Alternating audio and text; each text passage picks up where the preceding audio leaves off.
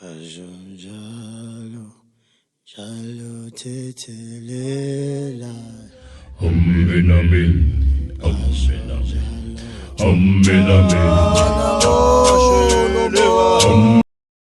Welcome to Uncut with Nastro. Sanamukela namhlanje sibuyele Eastland with our brother Muzi, Umzwakhe, Crane, Zungu. My brother, unjani? No, ngiyaphila mfethu, ngiyaphila, ngiyabonga ukwamukeleka kuZungu namhlanje. No, thank you very much. Wasabi pitch yakho uyithi kancane so that abazalwane bazokuthola kahle. Otherwise ukrele. No, hayi ngisharp mfethu, ngisharp. Yeah, Ngigrandi wena unjani? 100%. 100% sithe sikufune ndoda, sithe sikufune.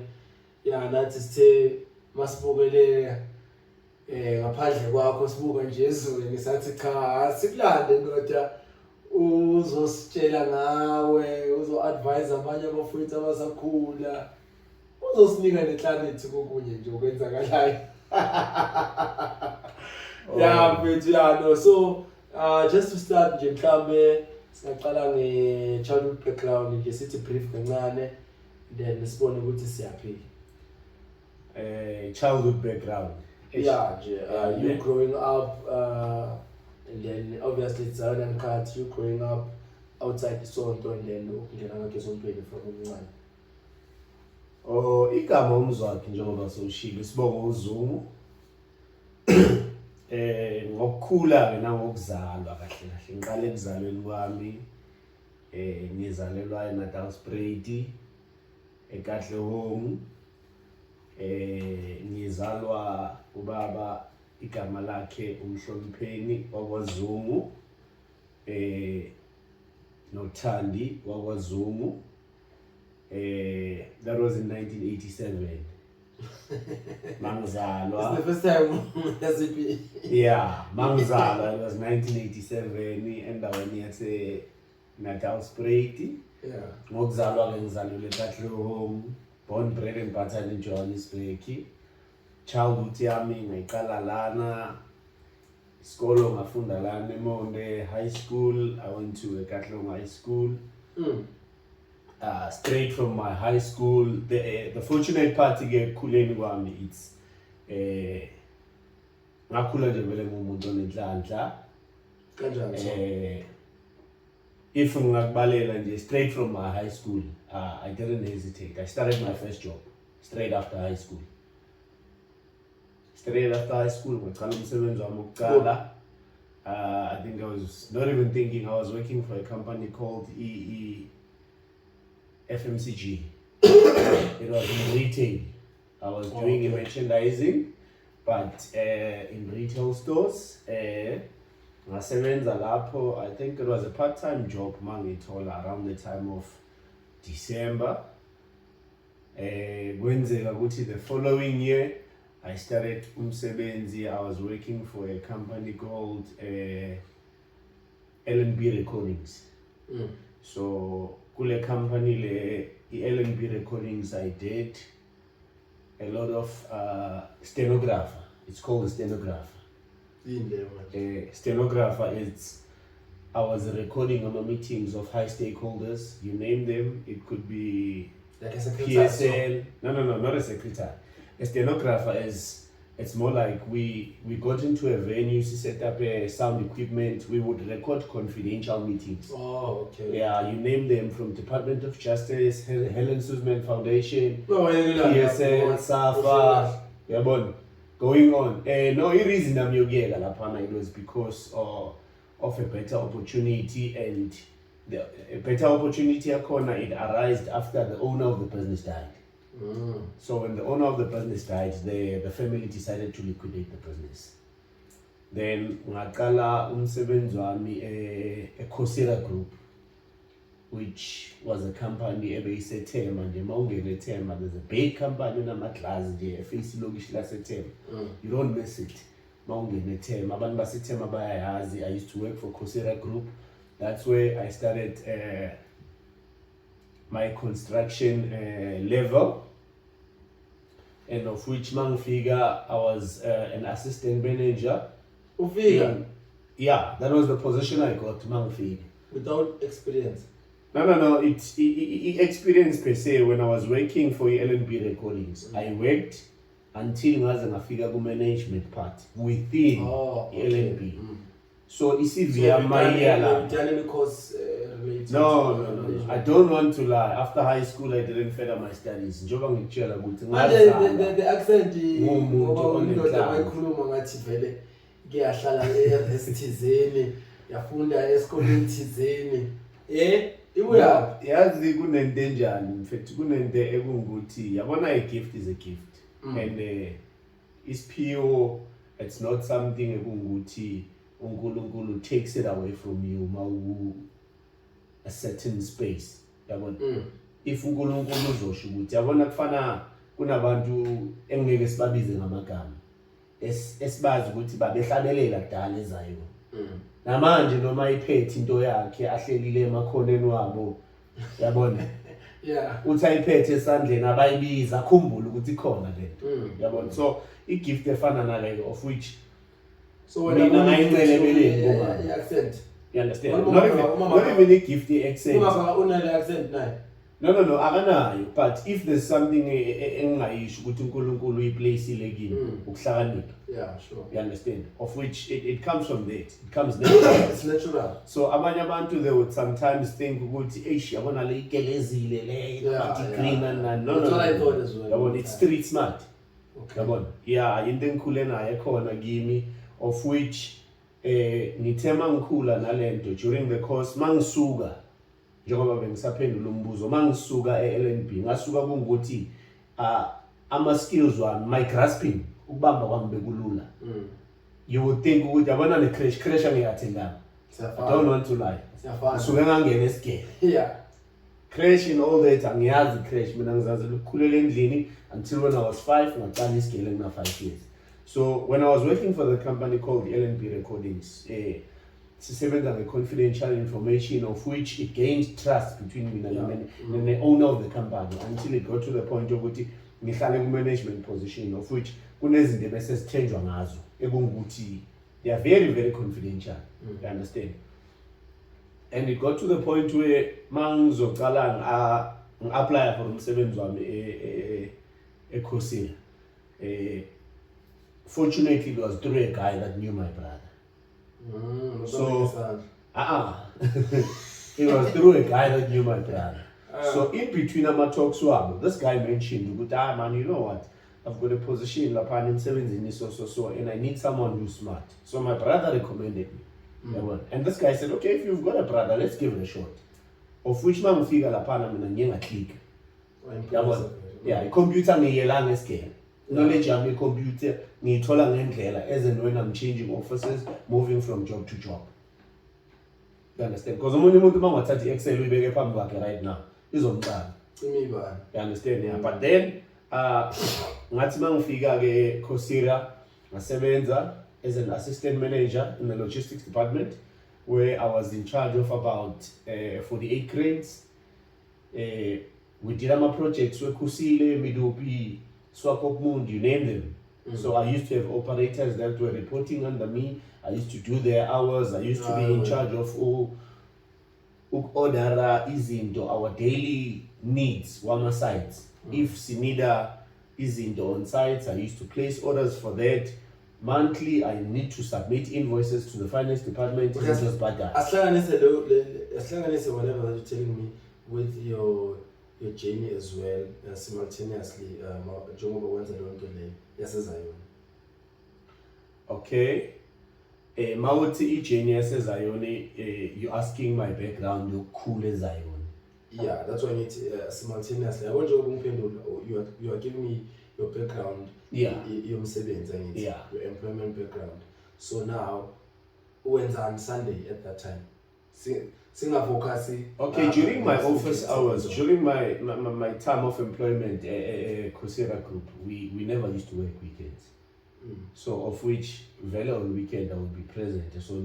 So at that point in time, ngusasonta ebandleni abalibiza umthombo kaJakobe la ngahlangana khona nomfowethu Nkomo noSlepe sibuya khona kulelo sonto beliphethe bani la liphethe Archbishop the late uZCP Madlala. Okay. Yeah. So uba Madlala under your parents guardian yeah. Yabona ukukhulela nje esontweni njengoba ngisho ukuthi esontweni ke mangakunikeza ibackground no ngikhulele eJerusalem kahle kahle ushwazi isonto lelo babami bekasonta kulokudala kunesonto abathi Jerusalem babami bekasonta baba nawe wathi kakhulu no angithi phela manje kunezinto ekumele uzi-understand ukuthi ma usesemncane under the parents supervision you understand at the age of 5-6 phela mangisonto eJerusalem I was around those age at the age of 6-7 so masohlakaniphile you understand first church went to was umthombo no yabona ngisakunikeza ibackground ukuthi masiphuma ubaba makaphuma eJerusalem kahle we athatha decision yokuthi uyosonta emthonjeni safika emthonjeni sasonta yabona sasonta and siya emthonjeni besiya nama branch masuka eJerusalem siya nama branch ebekawaphethe babami safika lapho sasonta kwaba right kwaba mnandi until angithi uyazi ke lapha ebuholini vele ukuthi zinokudonsisana zibange ikhulu uyabona zinokudonsisana but then vele kwafika leso sikhathi and masifika leso sikhathi sifika thina we are still trying to build up church at branch level because umthombo was a big church in fact so there were over 30 branches yabona belilikhulu yabona so sometimes ke nobukhulu besonto buhle but buba nenkinga. What's your role lapho esontweni? No, lapho I was just a normal member because bengisesomntwana ngimncane ngikhula yabona. Then I met my brothers njengoba ngitshela ukuthi I met uNkomo, I met uSlepe okuyibo abantu engingathi I started grasping ubuyoni from lapho. Okay. You understand? Bengizisontela nje umuntu osontayo. Nginganandaba nokuthi kuyaculwa, kuyayiwa, kuyabuywa kwenzani. Ezinye zezinto we need to be honest. Because I remember if I'm not mistaken, I'm not sure in between ngeminyaka ukuthi bekuyimuphi unyaka. The first person owakhuphuka from eMondlo kwaba uSlepe nomhlangabeze eJozi. Afika la eJozi. Wafika sahlala sithu ngihlalile naleya out isikhathi esiyeka. Githi endlini, physical endlini. Sharing a bed, sharing everything, clothes, everything. We were brothers. We were like that. You understand? Sikhule ngaleyo ndlela until ke kuze kufike nala sithi khona umfana kaNkomo akakhuphuka ezekhaya. Okay, makakhuphuka uNkomo it was right after so uNkomo ukhuphuka naye uzalini. Hayi wena. Makakhuphuka besihlala sonke endlini. It was right after mabacedi angikubona bebahlale eMondlo mabacedi isikolo bayakhuphuka beze eGoli bafuna umsebenzi. Ngiyabona. UNkomo bekalana sinenini la ezana Uncut. Akayibalanga lento. Uyibalile indlanzi mara hayi ukuthi bekagwabile lapha kini. Ubala ku-Alex obala yonke lento le. Hayi uhlalile ke makafika before Alexander uhlalile straight uNkomo ufikele khona endlini physical. Hence I'm saying to you ekukhuleni kwethu ngaleso sikhathi the way angeke ngithi the way we were close because namanje sise close yabona asina beef sigrade sama out regardless of ukuthi omunye kwelinye office omunye kwelinye but kusesomfowethu loya I still take him like my brother and njengoba bengisachaze kufikeni kwakhe sahlala sonke yazi out discipline ke when it comes to into zesonto. Mina bengiyenye ke ethanda ukushwabana. Mina ke uNkomo wayengwadela ke because mina ngangithanda ibhola kahle. Yabona? Nganginokulidoji isonto ngiyodlala ibhola. You understand? And angayizwisisi ke leyo. Ukuthi angeke ngithi skini la sisonta wena uhambe uyodlala ibhola. Yabona? I remember one day sizoya emlindelweni bese kunale trend yokuthi emini siyahlangana ayinamajazi yabona. Like uNkomo uyalithanda isonto bro ngifuna ukutshela mama uyalithanda isonto lokho uyaliphila and angeke angimkhulumi kabi yabona into uma uyithanda mfethu uzimisele ngayo. I can say njengoba ngishilo ukuthi I learned a lot ngokuthi ngibe seduze kwakhe yabona. I think going forward mase ngikhuluma ngobusonto bami la bukhona manje. I think uyayideserve credit, ngiyamnika i-credit because ezinye izinto njengoba benitshela ukuthi besingazazi. I think yabona manje usonte nonkomo and usonte naye for 4 years 5 years wangakwazi ukucula shuthi ulikhuni la ayikho kuwe khona ngababala basaqinile namanje phela kushuthi abaphiwanga and into mayingekho emntwini asikwazi ukuyifosta yayibona. But unkomo bekakunikeza lelo thando lokuthi akubonise ukuthi into yabona he's got passion when he does something yabona. Hence ngisho ukuthi into makayenza uyayenzisisa yayibona. Angithi iyafana noSiphawu, uyambona uSiphawu asasonte igoma beyinkulu manje se-Church of Christ yabona. Mara sikhuluma indaba but ngizama ukubonisa ukuthi into mayikuwe ikuwe noma abantu bangazama ukuyilisa uthi sipaza sonta igoma beyinkulu igoma mara ngikunikeza injani. I know yabuza mfethu. Let's continue about your journey as and then from so mangisuka emthonjeni ngamuva kula ke badecide ukuyohlangana nelinye time abathi ungcobo lase so eThembisa. EThembisa. Okay. No, Mapolo. Yeah. The one and only. Yeah. Basonta kancane but masibheka I think la uSlepe ke wathatha i-decision yokuthi yena le angeke azakhona ukuyenza because I think sasiceda ukuphuma emthonjeni lapho and it was difficult for uNkomo ukuthi decide ukuthi uhamba nathi because ubaba kaNkomo bekamfundisa emthonjeni usesengusase yabona namanje of which uSlepe took a decision there and there ukuthi yena uyojoin iChristian. That's when uSlepe aqala ukusonda eChristian, of which okay fine it came as a shock, understand, because we expected ukuthi mhlambe asinikeze heads up but we didn't have beef. Saqhubeka saba abafowethu until it got to a point ukuthi iphase ekusontwe nayo nabongcoba zange zibe yinde. Ibesikejana. Azange bahlukana. Fortunate during that part bathatha i-decision yokuthi sebayasuka bayohlangana. I think it was when uhamba ne-family njengoba sesene-family but manje sengimdala sengikhulakhulile sengiyakwazi ukuhlukanisa o-wrong no-right yabona. That's when they took the decision kuloku kusonda nobaba Mapholoba bathi bazohlangana noSikhumbuzo uhlabangane noNkentshana baseseyindumiso. I think we include noJabu wasevana uNkambule. That's when they decided to have Indumiso Church of Christ. Now khona lapho mayisuka iya kuleyo decision kula ke mina ngaqala ke ukuthi yazi angeke vele ngikhona i-chop and change sayini ifamily yakhe sontaphi lapho basukana nalabo wathatha i-decision yokuthi bafuna ukwenza i-joint venture Indumiso ne-Church of Christ kuyahlanganiswa kuphuma Indumiso Church of Christ. I think that was the day ngithatha i-decision ukuthi I need to make a decision that makes me happy manje. You understand? Because I can't be chopping and changing and moving around. And so what happened? The first ever church engeke ngama phambi kwalo ngiyimi ngazinikela kulo Church of Christ.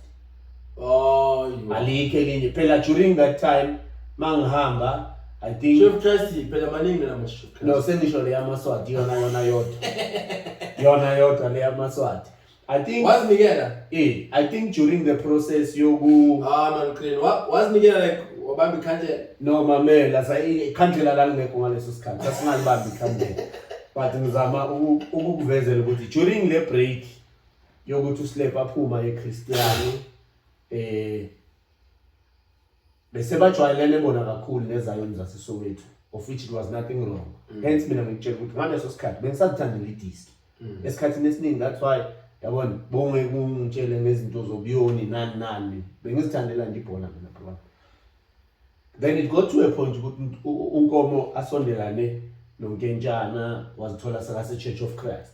Yabona? Of which njengomuntu omgrumile endleleni I saw nothing wrong. Yabona?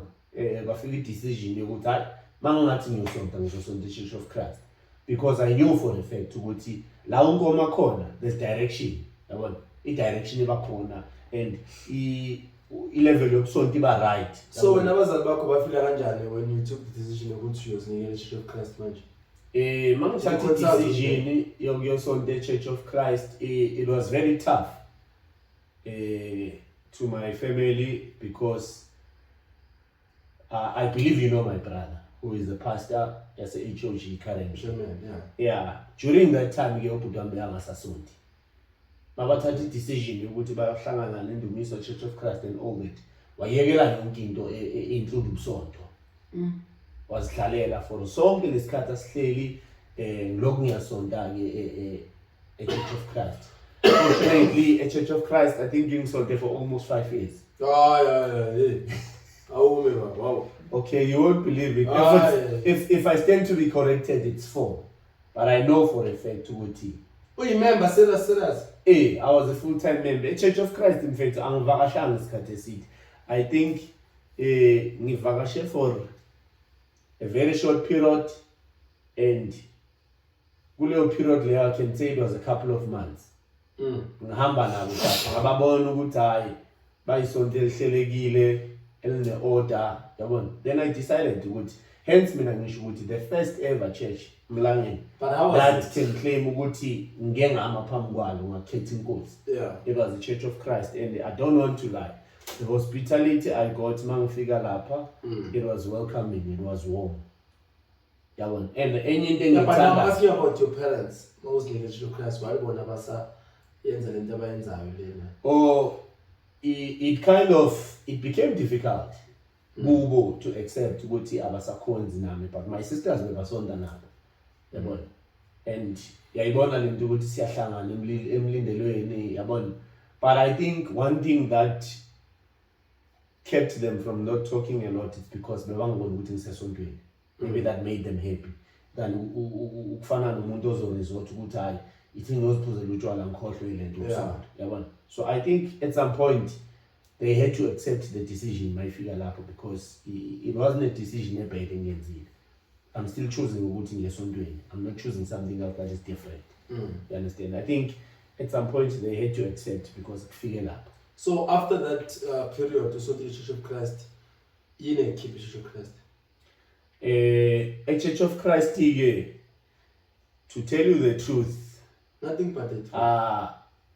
Ayikho into yangikhipha Church of Christ ngaphandle kokuthi there was a time where itime lami seliyaqala ngathi lento yamlimaza mentally.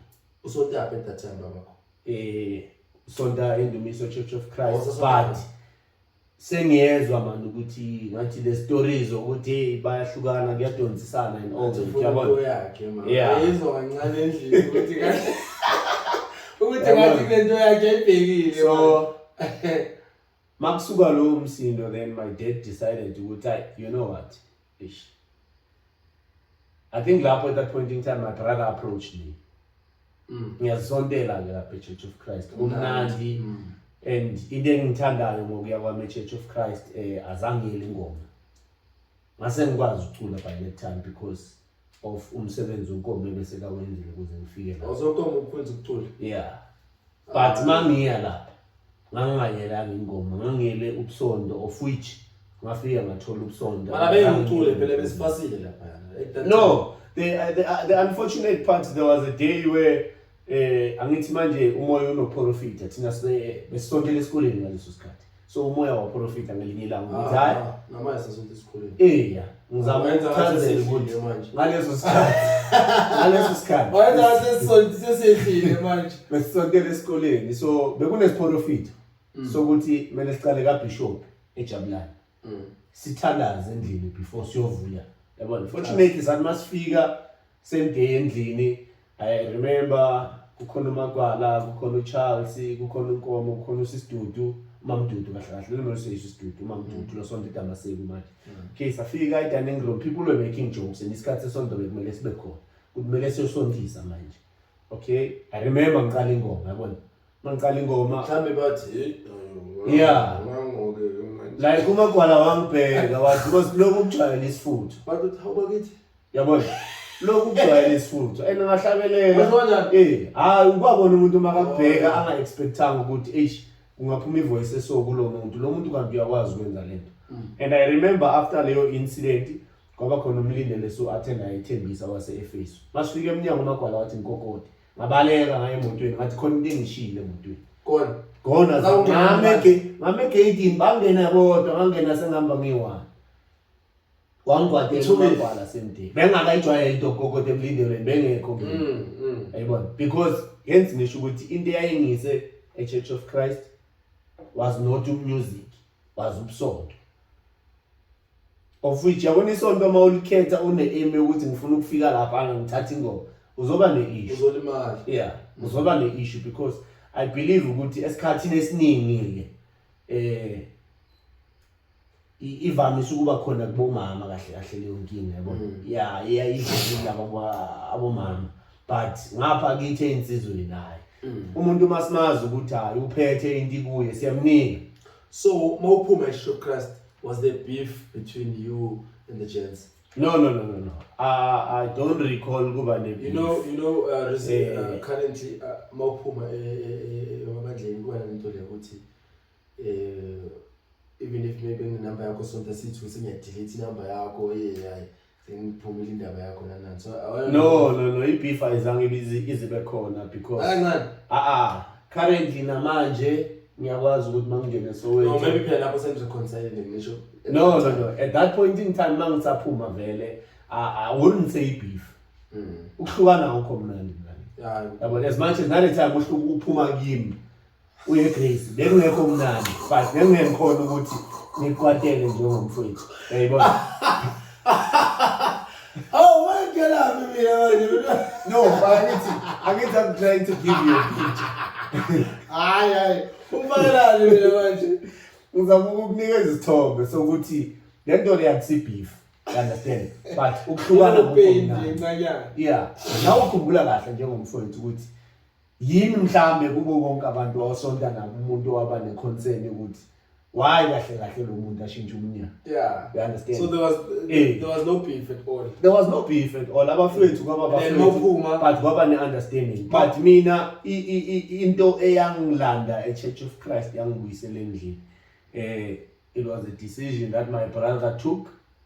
Sekahleli iminyaka. Hence ngisho ukuthi kuwe I think eChurch of Christ ngisondile almost 4 to 5 years. Because isikhathi asihlalile lesangasonto and the time ahlela ngasonto ngangise Church of Christ. Ngisonta mina yonke leyo minyaka. And it got to a point where uyangilanda sihlala phansi siyifamily then we took a decision ukuthi hayi yazini okay ithama lambele lesiphiwo ne lokuthi lithandwa abantu yabona. And kunalento leyo ukuthi uphatha bekuyinto yakhe bekungasinto ayifoma nje ahlele edining room yabona it was a gift natural bond. Yeah. You understand? And of which masizohlala phansi sibonisana my brother decided ukuthi endo nami kudala ngihleli ngingasonti but mangibheka icondition we only have our father and ubaba ethi akakwazi ukuthi angaflathela umhlaba ukuthi we are not on good terms. You understand? And it's not ukuthi manje bese kuyi threat but nathi sibonile ukuthi us being away from him yabona akubi lula futhi mawumzali uphethe isonto uthi uyashumayeza kodwa abantwana bakho bangaphandle. Yabona? So kwaba lula. That's what we still need to talk about because we see it happening a lot. Kwaba lula ukuthi sibuye ngathatha i-decision and mangizohamba eChurch of Christ because remember what you said your family nendomiso like they were parting ways. So mawuthi ubuya so masibuya sibuya in a decision yokuthi kulaba aqala kwafamba khona iHOG. So iHOG found way over dinner. No, it wasn't over dinner. Over family. angithi njengoba bengisho ukuthi ubaba bekasontisa ekhaya and bekanesiphiwo sobusonto. So coming back after ama differences ababe nawo la bebaya khona, they had no option but ukuthi baqale basontise endlini. You understand? So Tina, when we came back before we were tired. Yeah. So Tina siyesamtshela ubabethu sathi we feel ukuthi you are taking rational decisions so. Sicela sibuye ekhaya sihlaleni phansi sisonteni kungabe nokuthi sigama bani senzani ini yabona. Yeah. Understand? I remember sicala ukusontela dining room eplazini endlini sakhonza ayisibancane mfethu sibancane.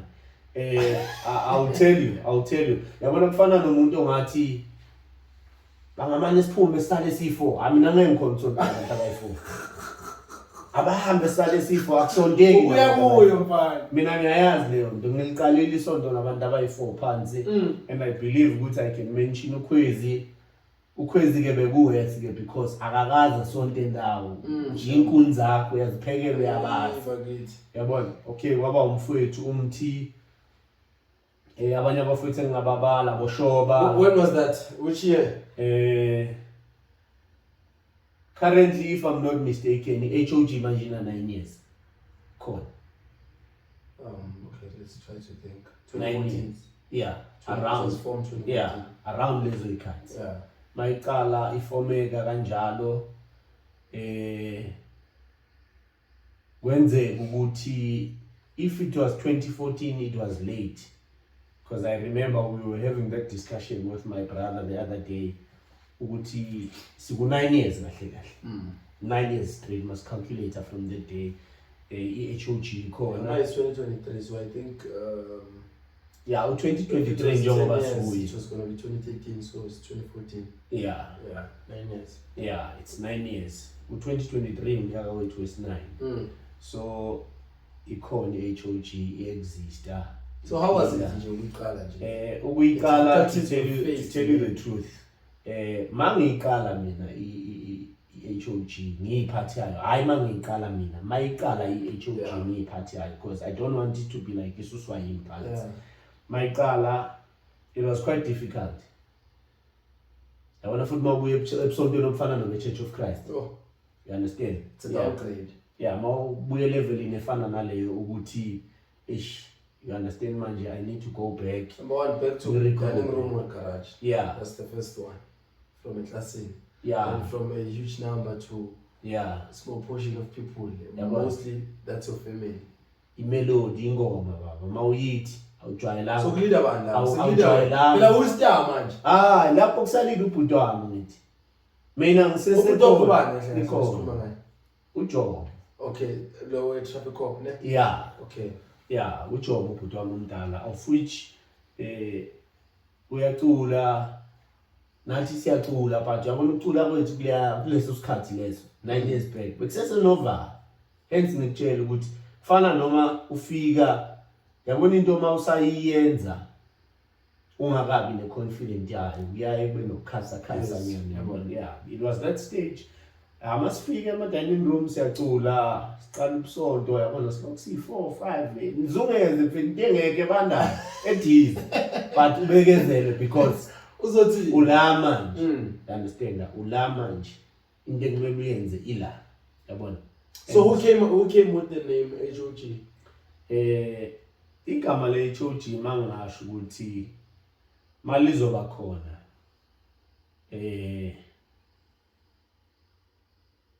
kwavezwa nje ama acronyms amaningi yabona. Mawavela ama acronym amaningi I wouldn't remember. Yeah, I wouldn't remember correctly, but I think at that point in time, if I'm not mistaken, man, khona ibandla lalikhona bafika kwaqondana izinto, amaqondana izinto. Kwagcina sekuphunywa naleyo agreement ukuthi mana House of Glory unjani. Yabona? Samthatha sambheka sabonisana kwatholakala ukuthi hayi man uyafit right. What's the meaning of House of Glory? Yabona ke maliqalwa ke bandla kufikwa lapho i-aim yalo I don't know whether mhlambe I'm being too forward, but i-aim yalo it was because imoto ebandla esikulo kahle kahle ithi masakhe phezulu kwesisekelo okuyisona sona. Understand? It was a point where meaning House of Glory mangayibeka nje in open, it's open to the public ukuthi abantu mabafika la ekhaya bazizwe besekhaya bathole ukuthula bathole injabulo bathole yonke into. So that's the objective. Yeah, i-objective yobusonto kahle kahle.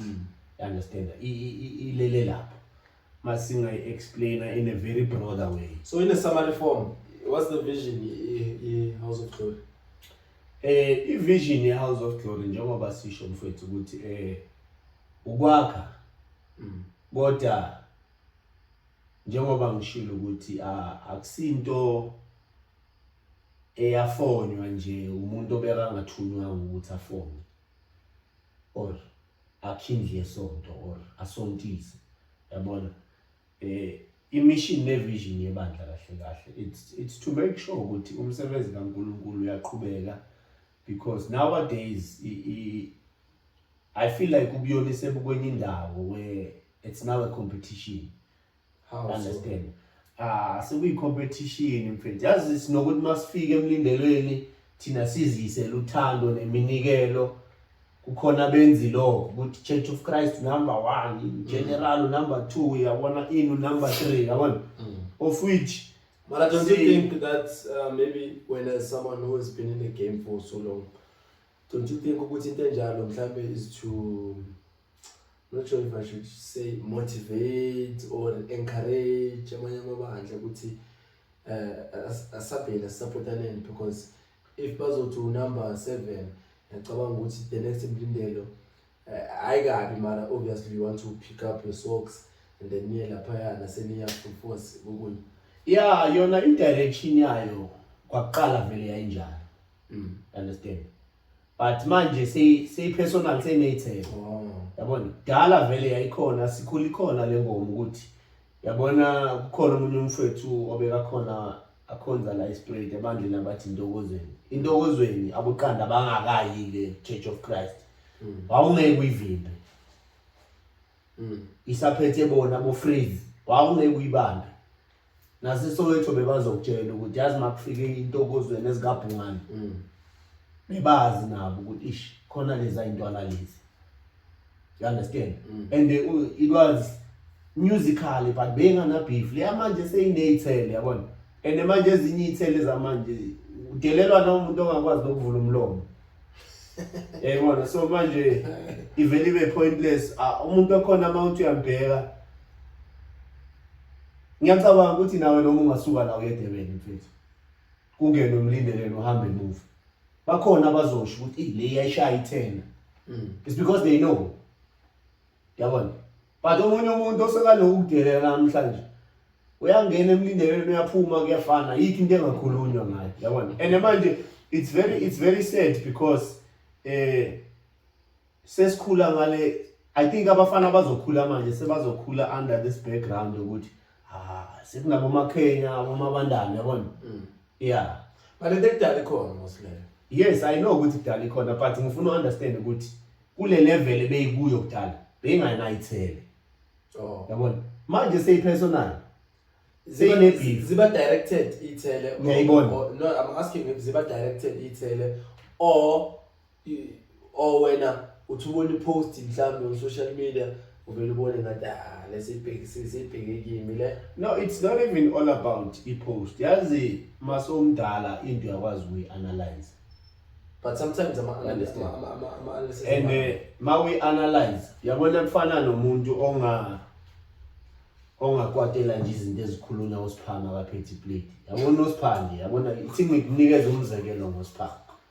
Yeah, and I'm sorry ukuthi uSiphawu lokuyabuya kalini ukuba umzekelo. Yeah. Yabona uSiphanga mfethu uyisikhulumi. Yabona uyisikhulumi and uyathanda ukuzikhulumela uSiphanga, and of which omunye umuntu ongamazi uSiphanga angaba neproblem. That's what I'm saying, ukuthi sometimes mina ngiyazikhulumela omunye umuntu ayithathe serious into yakhona. Njengoba bengakhulumi ngawo. But because of another problem onayo, then you thinking ukuthi mina ngidirect kubo. Hence I'm saying maybe it's not ukuthi ithele izenza manje zineyithele nanani. Abantu bayikhulumela. Remember, we need a sense of humor. Yeah. When I always encourage you, let us have a sense of humor. Let not everything ikwatise wena. No into ingabhekisanga kuwo so yakwata. No, I'm not saying izinto ziyakwatiswa noma zingabhekiswanga kithi. But enye yezinto engizama mhlambe ukukunikeza i-direction yami. Yeah. I don't know if I'm jumping into conclusion. You understand? Hence ngiye ngasho ukuthi akuna beef, but some of the things they need to be ironed. Don't worry. So that don't worry, we are going there. Sisase kuba bakho. Leo don't worry. Are you reading me? Yes, I've read you. I've read you. No, Leo, I've read you. That one will be our conclusion for the day. So I just want us to go into. Oh, let us continue. Kubabako. Angithi HOT was formed. 2014, we can say, and then obviously Kubabako automatically became bishop. Yeah. Because ibandla again. Now when I saw support umbono kababako uyasonta full time. Yeah. So how was it? And bear in mind la because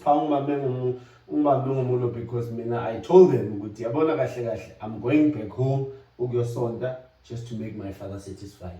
Okay. Of which kwafika isikhathi la time la ngishona khona.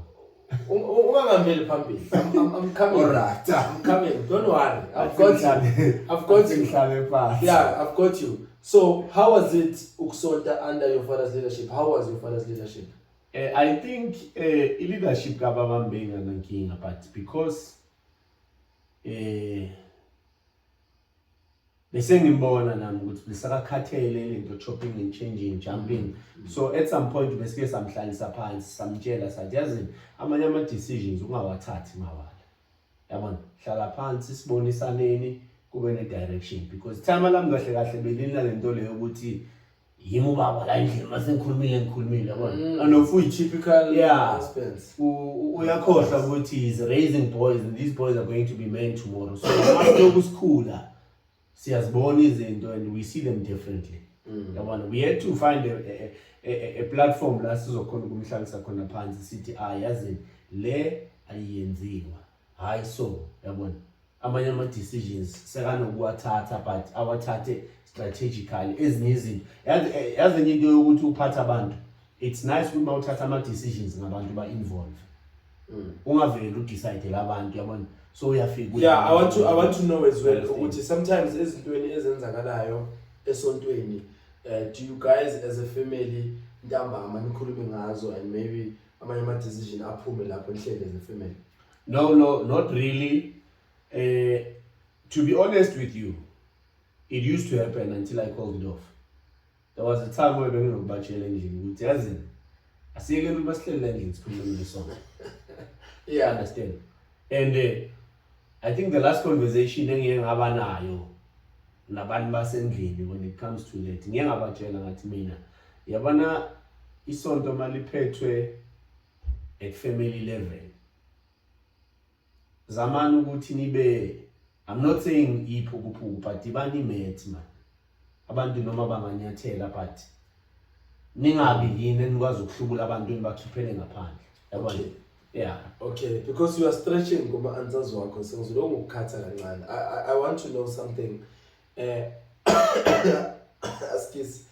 When someone aphuma esontweni wena njengomntwana ka bishop, how do you feel and are you the type ehambayo noma ekhuluma nobaba ukuthi no ukwenzakalani la why lo singamvimbi noma you the type ukuthi hayi amajuba bokuchutha phambili?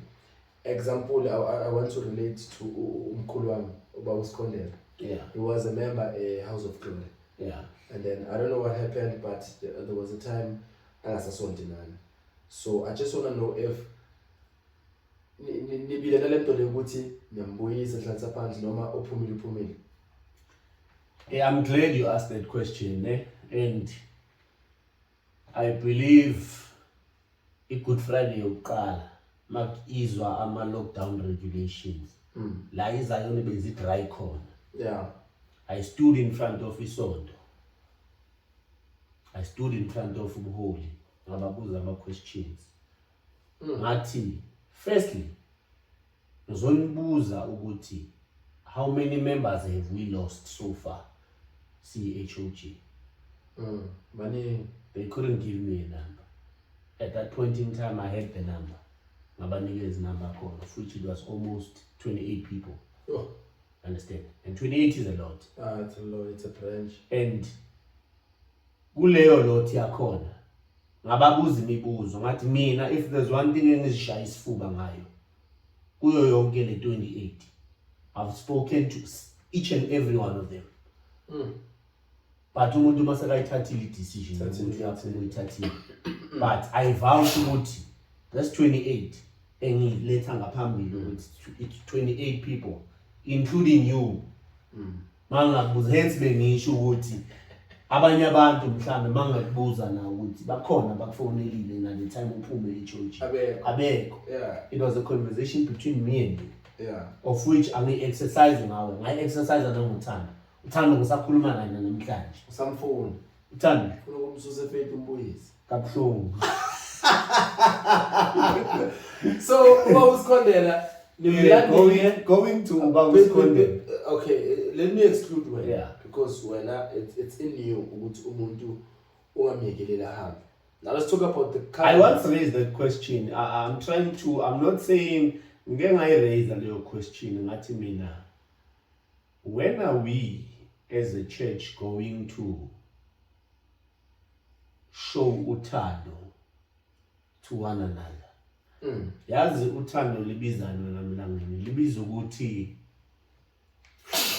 yabona mangenza into wrong manje ngikhuze ungangiyekeli ngithi mase ngiza kuwe ngibona wrong omenzayo bese uthi kuyafana mos nawe last week wenze so yayibona so ungiyekile ngayenza into wrong ungibhekile but awuzange ungikhuze sekuzoba nale platform yokuthi omunye ukhomba omunye uvikele iso lakhe yabona I think that's where we need to start learning if ngiyabona ukuthi umlangeni uyadu let's go to i-answer manzini babusikhondela nimlandile I'm going there yabona uba kusikhondela it wasn't our platform ukuthi simlande no but I think I think I'm going to go deeper I'm going to go you've deeper been deep but I didn't get any answer hence I'm saying but ngiyakupha ngitholi next baba mangithi bathi gold gold la but akuna gold maralela mangithi babusikhondela is there anyone from the house of God hence ngithi kuwe if ungangilalela la never okay awuthi ngikunikeza iplatform ukuliku yeso no manje ubaba usikhondela umprofeti beka umholi I believe ukuthi role yakhe enkulu esontweni kuba nama differences kuya understandeka ukuphuma kwakhe besides when hence I said ngiya exclude manje because of your personality na the way ungakhona ukhona na ebuholini ulande kwabusikhondela noma kwabusikhondela wathi makaphuma nabe nathi babani avala umnyaka I don't think wabakhona to tell you the truth I don't think wabakhona because I believe ukuthi babusikhondela namhlanje makangakutshela the people labe follow up abakhuluma naye bamhlola yithi siyinsizwa besikwazi ukufika katata sihlale naye endlini understand sikwazi ukufika sihlale naye endlini sikhulume naye nayasho ukuthi man yazi nesontweni ngiyakhumbula yabona 1 2 3 4 of which I believe ukuthi ezinye zezinto they are out of our control you understand as our members zikhona izinto ukuthi zidinga that behavior ukuthi umuntu uma ephuma i-leadership ingathathi izinyathelo ilibulala kangakanani isonto specifically HOG I would say it played a very big role. I remember I once had a conversation no mama ozala mina since my father was dead. Ngamtshela umama the other day ngathi yazi mama there's one thing engizoyicela kuwe ngabazalwa nabasonta la ebandleni if ever kungaba nomzalwane oba ne dispute nami ngiwumntana wakho, don't pick a side because mina ngiyinzalo yesisu sakho. But mase abantwana besonto siyabantwana bakho sonke. You treat us equally. Uyangithatha uthatha umntana esonto ungihlalise naye phansi uthi bantwana bami. Awuthathi side lami because mina ngizalwa kuwe. Uthi hayi lo uyahlanga ngeke ngizwe ngalomntwana. You understand? Ngamtshela umama ngathi yabona, if you can win that mentality, then true leadership is within you. Yes. I think she has started to exercise it. Okay. You understand? Of which, angithi that's why ngisho ukuthi ezinye zezinto you would think ukuthi abantu bayazazi but they are not aware of them. You understand? Hence I'm saying, mangiphendula ngithe out of leadership, I'm not aware ukuthi bakhona mhlamba baye baya kutata angazi. Yeah. Yabona, mhlamba if they did it in their own time, in their own space. But there was no public announcement. Yeah, there was no public announcement. We tried. Yeah, something like a feedback. But I'm not saying it didn't happen. You understand? Yeah. Okay, now how was it losing your father? Because your father is late in it. We were there. Yeah. Okay. And how was it losing your father? When I just want to besides for your son to when I just screaming now. Yeah, that one was very tough. Very, very tough, I would say that. When you get to a point where into your ears but I'm sure you understand ukuthi yiyo le iyayenzeka. Mina ke mangakutshela wena mfowethu itime lami ligulile. Big time. Survive a 3-8 stroke. Understand? It's been through a lot. Understand? Until it got to the point where he was diagnosed with cancer. You understand? Uloku uyancenga, uyakhonza, yabona, but the situation, isimo sakhe health wise bese singekho right. Yabona, until if kwezinye izinto besingamsukumelanga bekazolimala mentally. Of which abazoba ufakazi balezo zinto lezo. Bese umqondo wakhe besonokungena esontweni akubuza ukuthi ubani wena. Yabona? But ngesinye isikhathi mawungena ngomnyama ukukhumbule, yabona. And I will just say it was a very big loss for me. I understand. Igap eyavuleka lapho it became very big. You understand? Of which mangithatha izinto mawala ngicabanga okumntwana, I felt ukuthi that was the time where I need to cut ties ne-HOG. Ngiyele ku-promise yami engayiyenza with i-Church of Christ. Go back to Church of Christ. Yeah. You understand? But so what made you to stay? What made me to stay? Because I remember Uspa used to post about Muzi. Yeah. I quoted No, it goes back to what we spoke about. Yeah, I wonder if you don't understand what is power.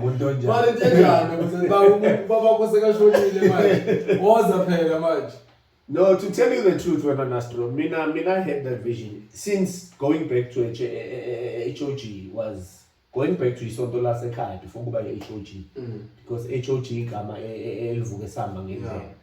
Going back, it was a decision I took, and vele bengazi ukuthi if comes a time time lami lendlule emhlabeni, I would still want to go back to Church of Christ. Yabona, hence I don't even think and believe ukuthi kungaba ne video e Church of Christ nikele emlindelweni ningekho. Understand? Yeah.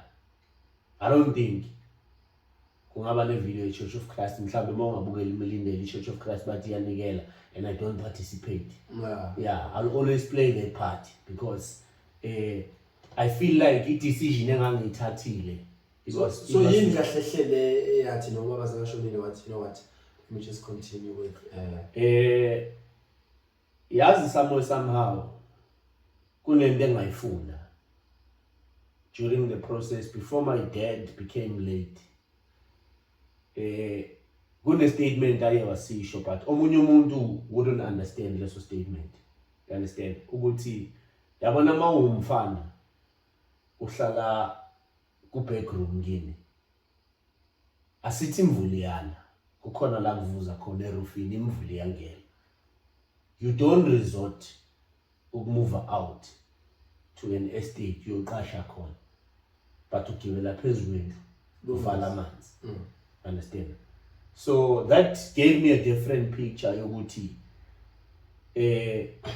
angikwazi ukuthi ngasuka la ngiyosukumela izinto zabanye abantu ngihlulo ezami. Yabona lapho kushuthi ngiyaleka in terms of, that's why siyayikhuluma lento kakhulukazi ukuthi we find ukuthi kwesinye isikhathi ama decisions esiwayenzayo because our parents would drive us to that. Yabona, hence sinabantu abaningi abakhonzayo bangasondi nabo baba manje. Yabona, hence I can point out the easiest one. ushoti ekukhuleni kwakhe unyambose wamthatha wafika wambeka Church of Christ, and whatever le ushoti ayigraspile as a Church of Christ kahle kahle ngokomthetho bekumele ushoti usefaith, but because ula akhona because wayiswa ubabakhe it's different. Yabona, and lento le uadjustile ukhulele kuyo uyayithanda. Yabona, and I believe ukuthi unyambose because Church of Christ was isonta sonke kulo for isikhathi eside. I don't think unenkinga ngokuthi ushoti usele endaweni wrong. You understand? So after the passing of ubabakho azange kube others, you know, lento ezinokenzakala ukuthi manje sekulola ukuthi manje who's going to take on the throne na. I wouldn't say umsindo ke wasuka ofana naloyo HOG, and azange sibe HOG was not at the level where kubhaliwe phansi ukuthi when my dad passes ubani. Yabona, akuna document ebeshiyiwe that would say ubaba makashona. In fact, sharp. Currently in the corner. Currently, if I would say in the corner, we are still under the leadership of my mother, who is still the Lady Archbishop. We haven't appointed anyone, you understand, of which we are still focusing on building. But you know, in terms of that, ukuthi isonto lisaphethe uLady Archbishop uZungu, akekho umuntu osa-appointiwe. So wena ndoda njengomntana khona Thambo nyana next mangakutshela mfowethu yabona izinto ezifana nezobuholi, it's not something that I'm ready for. Understand? And I think one of the mechanisms engiphila ngawo, I don't believe ukuthi isonto ilifa. Yeah, if baba mbeka afuna ukungishela something bekumele ngishele imali. Yeah, ushumayela inyana nawo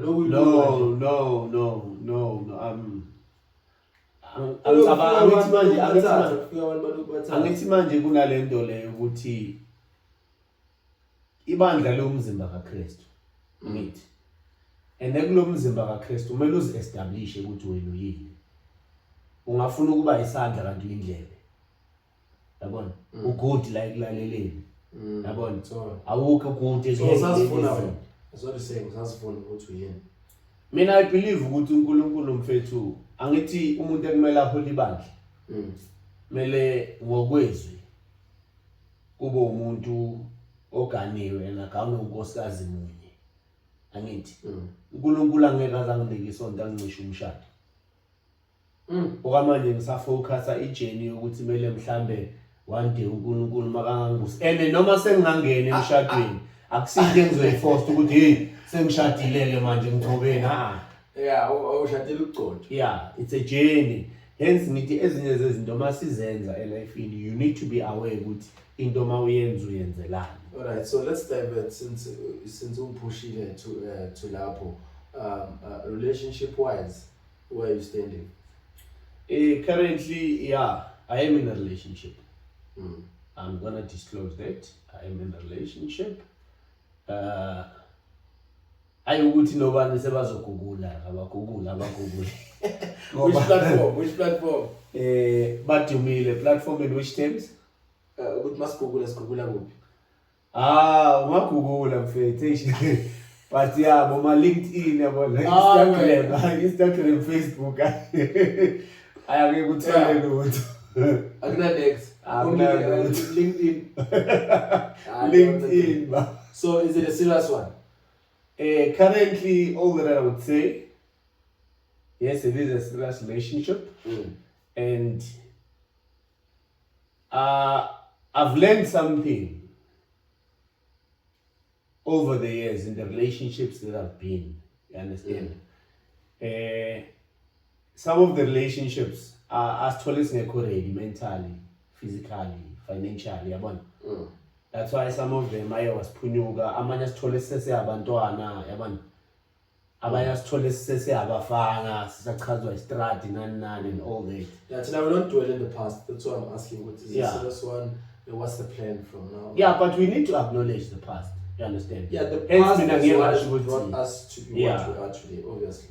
I mean, I was a very fortunate person when it comes to relationships. I was very fortunate. Who was Moshe? Yeah, him and Moshe.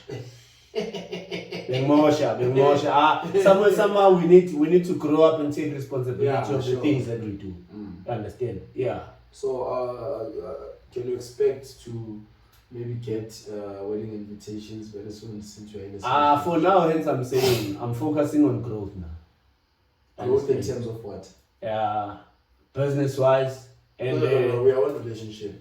No. Don't dive in. Within the relationship. No, that's your own issue. Yeah. We are focusing on within the relationship. Union to the way in a corner, man. I would say you're right the way in a corner. And if you would discuss marriage right now in the relationship and we don't keep on going. What is one thing that you wish good relationship yakho? I would so wish you would one day if uNkulunkulu uyayiblessa ngomshado. Akayiblesse ngomshado. But okay, let us say uNkulunkulu masimthandaza uyasiphendula the way according to imthandazo yethu. And then now you are given a time frame to ask something from uNkulunkulu, which you just said, ukuthi umshado uyawufuna. If you were to pray manje umthandazo umshado, it's 2023 or ufuna nini? Go relationship ufuna nini manje? Ungawuthanda ukuthi ube nini? Isifiso. I would if to be honest, if uNkulunkulu, I would say ngithandazela lezi zinto engifuna ukuba nazo kuqala before ngene emshadweni. I would say timeline yami could be 5 years. 5 years? Yeah. Can I ask ukuthi on how many years or months go relationship ukuye manje? Manje? I would prefer to, it would raise questions. Oh. Let me rather not give you the yes. Okay. No, respect that. Hence I say yes. I would not give you the yes. It would raise questions. To my past. Yeah. Right. No. I do respect that. I think I only have 2 more questions that I need us to iron on, especially the one I'm very much aware that you are aware of what especially on social media. You guys had an event, draw the mission, of which majority yabantu they believe ukuthi mission keep a post color, of which I can say it's true. They released the post at December, if I remember very well. The poster is Coco. You released the poster few days before the actual day.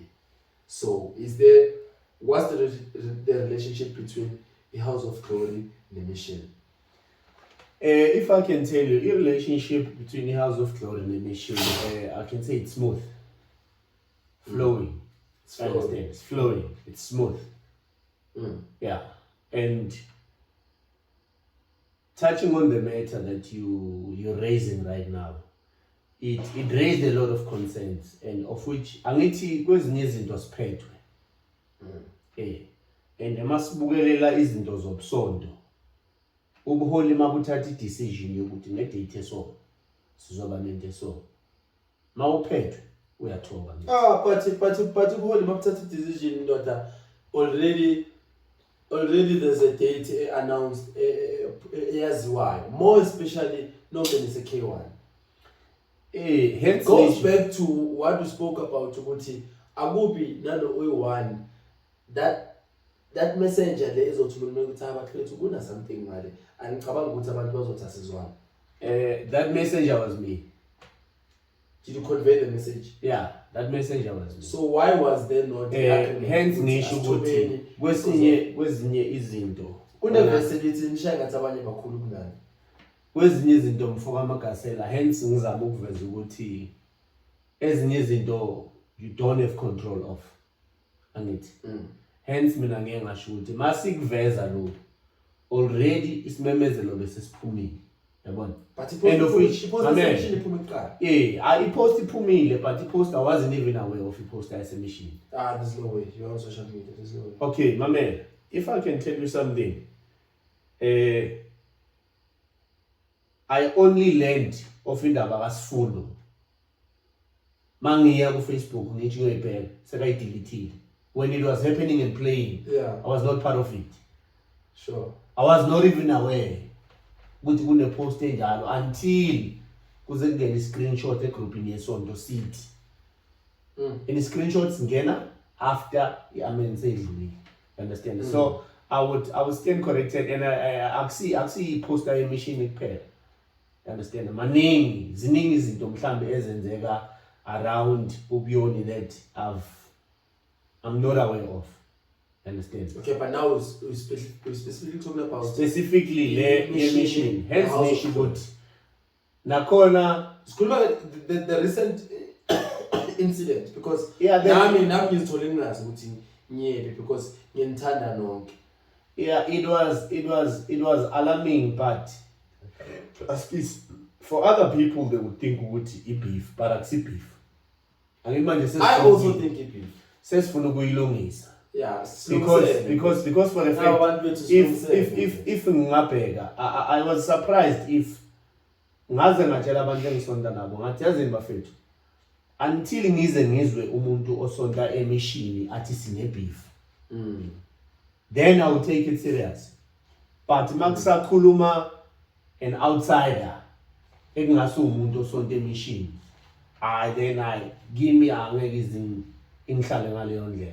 Because I believe ukuthi umfowethu fire size sayixoxa lento umaseko ngize ngayixoxa naye ngamtshela ngathi mfethu izinto ziyaqondana. Yabona? Kwaba yiko ukuthi okay wavela kuSifundo ngale poster vele nayo ukuthi abanye abayele abanye bashonele, yabona, of which izinto zabo social media I'm not going to get involved. Yeah, sure. But into eyangidisappoint ngayo it's because izindaba zisavele between thina nemission. Sesivela kuma third party. So what's the case?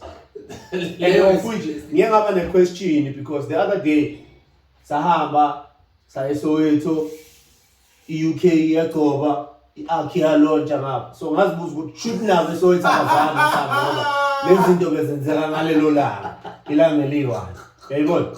So I just thought ukuthi mhlawumbe abantu into mayibiza ubusonto. Thank you, madam. Into mayibiza ubusonto iyanibiza nisonto ukuthi kumele into yenu mayikwazi ukwenza, but unfortunately mayenzeka between i-HOG ne-mission yavusa indaba. But i-UK mayigcoba ubishop i-ark beyilontsha but azange kusuka umsini, yayibona. But wenzeni uthini manje kimi?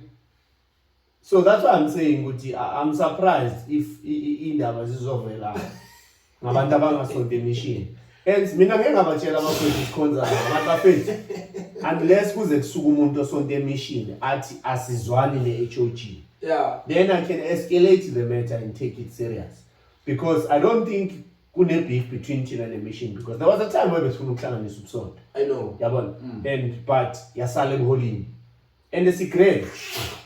Hence mangakutshela ukuthi emlindelo nemishini ngifike very early kabi ngifike always empty. And you're all you understand which was it was very you understand good. And ayikho into yemishini ngaphandle asike siye igugu.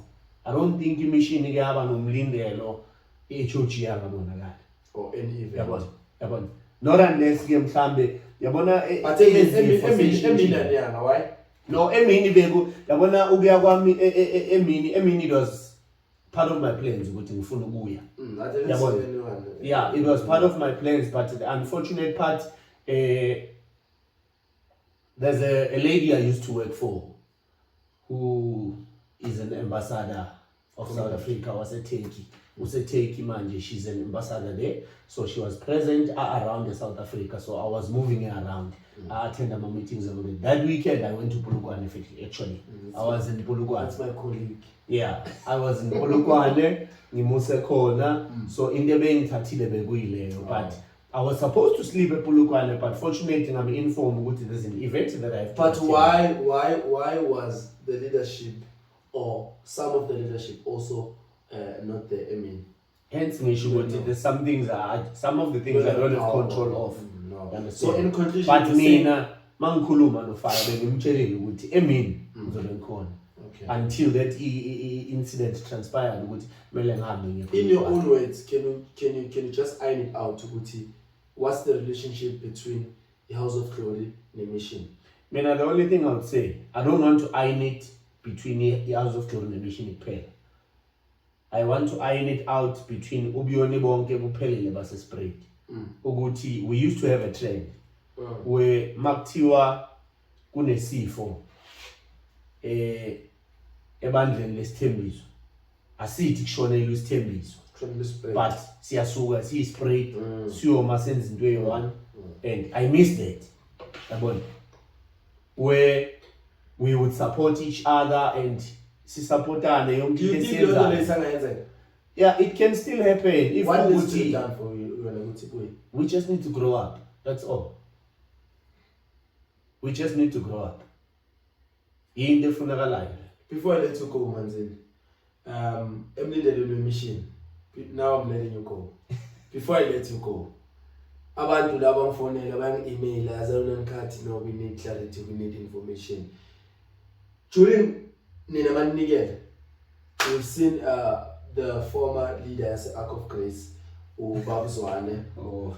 He spoke on behalf of House of Glory, and when he was given an opportunity by umuntu bekaphethe isija, I can't remember if he used, I'm not sure if he used the word bishop or umongameli. Angifuni ukusho into engasiyo, but he was seen with you guys wearing all white, afake nokholo lakhe, representing House of Glory. 2 seconds. To give you clarity, it's been before ifika nasema adlebeni ethu thina ke esikhonza khona HOG. Yabona, yeah, thina esikhonza khona HOG ya bese sibuzwa abantu. Yabona angena ama message bathi hayibo. Yabona, ngofwitch. Akakafiki. Angabambi naye neSunday eyi-1 ke lapha. Ama message ayangena yabona. So and you just look and you summarize it Manzini. Yabona, in short wena ubaba Mangethe, I can proudly say we remember the House of Glory nomndeni wakhe bakhona sikhonza nabo eBranchini yaseSpirit, and uMangethe makakhuluma laphana emlindelweni wemission, he was speaking as umholi wase-HOG. You understand? He was speaking as umholi wase-HOG, and hence I clarified earlier on ukuthi i-title yobu-bishop e-HOG we haven't decided yet. Yeah, that's why I said the church is under our Lady Archbishop Zungu, of which but uMangethe, so the House of Glory. And I feel and believe ukuthi yes inkulumo bekumele zibe khona because ukuhlukana akukho kuhle. Akukho kuhle. Yabona, hence mina mangakhumbula nje way back, and I'm sorry ukuthi I keep reflecting kuwe. You understand? I'm letting you go. I'm letting you go, man. I'm letting you go. In 30 seconds, what would you like to add? Okay, in 30 seconds, ezinye izinto ebengazama ukuzi-add it's live yonini bafethu ngizocela sizame ukukhula. This thing of mocking one another, it's not working, understand? But let's try and understand ukuthi for us to grow, we need one another. And angithi sikhonze ngiyiphiwe. Asingathi ezinye iphiwo masizibona kwezinye indawo. We need to adopt izinto ezinhle mazenzela. And into mayinhle noma ngabe kunokufoma. Yayibona? Noma ngabe kunokufoma phakathi, but as long as it's beautiful. Ngithandile lento eniyenzile ukuthi ngigqoke imigaqo. Ngifaka ugreen. Omunye umuntu bekangabuza because umkhumbi ogcoka kanje. Athi manje why sebagcoka kanje? Sebayemkhumbini. Yabona? But it showed abantu aba-understandayo abenza into eyi-one that have the same goal. Yabona? It showed ukuthi akusinto. I would like ukuthi ubuyoni bethu abuyele kuleya level and si-recognize man new talents bafethu. Buyoni biyakhula. I believe kunentwana engiloko ngiyiposta kulamalanga bayibiza uChomp isonto eChristiani iyacula intwana yakhona isidudla Ngishaya izandla. yabona silapho kuleyo level where new talent needs to be recognized. Asithi ama legends wethu aswaboni and we are not grateful. But let's start setting a new trend where kuzokhulu. Yabona nje manje akusakhulunywa ngoFreeze uDangela sekehlile kancane yena noma value yami kodwa sekunokukhulunywa noma zama umfoka Mzizi unkabinde ukuthi umthole sekanzima nje mfowethu. Yabona uyazama ukuvela Mzizi uyayilwela kodwa nje in a short summary akube leyo nto siyambona nomama wakho uyakwazi ukwarepresenta umama. Yabona sekuphunyuliwe. Okay, siyazi uma mkhulu uyibekile. Uyibekile and I'm grateful ukuthi kukhona abantu abayithathile makayibeka. Yabona? So into enjalo and I so wish ukuthi ubuyoni bungaba open sibubuyiseleni kube yile yanto leya ebekuyibo. Kungabi yabona kube yi-competition mara enganayithela. Competition emnandi. Sazi ukuthi yabona this weekend masimlindelweni we need to yabona ubunithi yabona kube lento kwakuyiyo kudala. Yakuvala. Ladies and gentlemen, masengithi ladies and gentlemen niyazi ukuthi hayi ichayile. It has been a very great episode. Yeah, asihlekanga kule episode for the first time in the podcast ngihleke kancane nje. I think nalezi zinto lezi besidinga ukayinwa ayiniwe. Thank you very much to Baba Zungu the Junior ngayo yonke information asinikeze yona. Ubalile abantu umuntu ke ovelile ukuthi akanamona. Uvezile ke ukuthi they've got a new member, the veteran uBabuzwane esimbonile sonke akhuluma emlindelweni. Ningasaloku nibuza abazalwane. Babuzwane usonto House of Glory umholi. The bishop position is not vacant, so Babuzwane nje uyoserva nje naye kahle. Sfiso Champ Dlomo, I think that is Facebook name. You are also being recognized. Please do keep up. Phakamisa amasokisi ungasabuyela emuva. Manongaziboni ke ngoba umfowethu akafuna abantu abazibonayo. We love new talent. Futhi uyasho ukuthi uza kahle. It has been a very great one. It has been a very great one. Obviously we would not leave you without our advertisement waseZayoni because Zion Uncut promotes our business waseZayoni. We've got our very own OJL enterprise. I do get a lot of people ukuthi bangitshela ukuthi abana data. I-data bafethu isikhathi sakudala. Let us not be stereotyped. Let us go with the times. Contact OJL Enterprise for our services wabo Vuma. They provide Vuma services. Siphila nge-fiber manje. At least mawuthenga idatha ukuthi mayo shop. Mawubuya endlini uyabuya uyaconnecta uyasibuka naseZion Uncut saqhubeka semnandi. They even got ama-deals ama-specially. I think they provide free installation. However, all information uzoyithola mawubafonela. We've got my friend. Sinomshado ezayoni, I think nge 25, is it 25, ne? 25 February, igoba yashadisa nesikhonyane. Hey! Funa ukubona.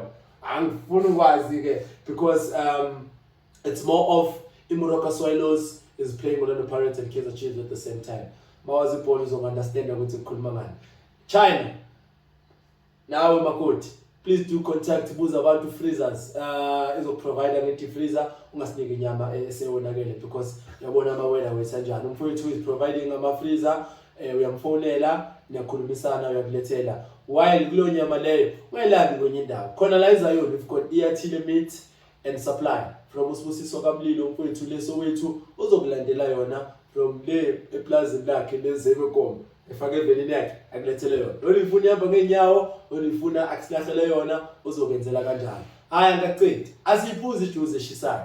Mawufuna ama-ice, ufuna ama-bottles afana nalawa, fonela i-Ice Innovation.